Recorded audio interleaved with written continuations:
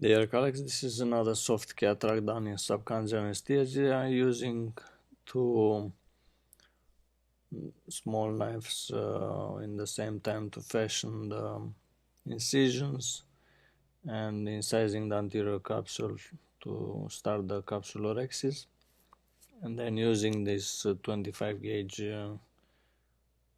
forceps I'm able to fashion a nice small capsulorhexis around 5 millimeters or so, 5.5, and doing some hydrodissection, tapping the nucleus, rotating a little bit inside the bag, and then injecting viscoelastic after the one of the side ports is enlarged. So I have the main incision, and using the long chopper I'm able to start phacoemulsification with the horizontal chop. Pretty good chop going all the way down. This is a soft cataract. Sometimes are harder to crack these softer ones, but using the chopper it's usually good to have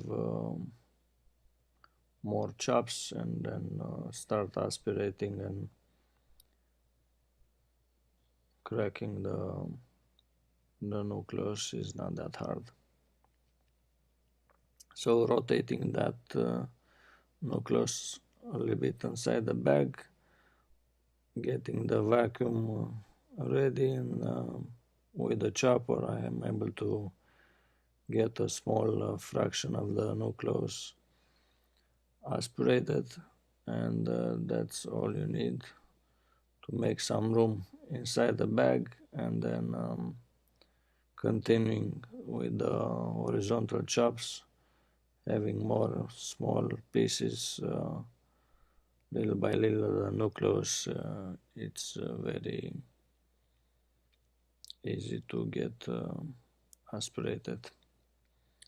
Rotating, doing some more horizontal chops, getting another small crack nucleus out of the eye, emulsifying. It is not that much ultrasound that you have to use in these small soft cataracts. It's pretty much basically an aspiration process. You have to just be patient and take your time. It's very easy to aspirate, but you don't have to rush to aspirate the entire bag or the posterior capsule. So little by little, getting small bits and pieces from the nucleus, chopping it a little bit more so you keep the phacoemulsification inside the bag, and pretty much I'm at the last piece of nucleus. Another small chunk of epinucleus, it's remaining to be aspirated, and that's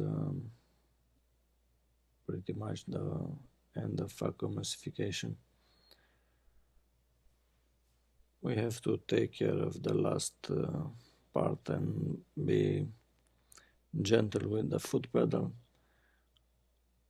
The chopper needs to be at a lower level from the level of the phaco needle to protect the posterior capsule, and then switching up the phaco machine into the irrigation aspiration mode. I'm trying to use the phaco needle to aspirate a little bit of the cortex. the last part of the epinucleus and the cortex, actually not epinucleus, the cortex that's underneath the main incision. I'm aspirating with the aspiration needle into the paracentesis and using the AC maintainer into the main incision. This is very easy to finish the cortical removal. Using the sandblasted tip of this aspiration cannula, at the end of cortical removal, I'm polishing a little bit the posterior capsule also to clean up the last fibers. This patient will have a Vivity IOL implanted inside the bag, so it would be nice to have a clean posterior capsule. The last part of the cortical removal is done, and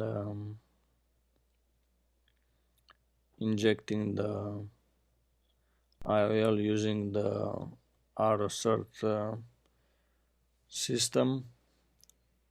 The leading haptic it's unfolding inside the bag, and then using the plunger from the AutoSert, I'm able to place the trailing haptic also in the bag, cleaning up the viscoelastic, washing out any viscoelastic from the back of the IOL,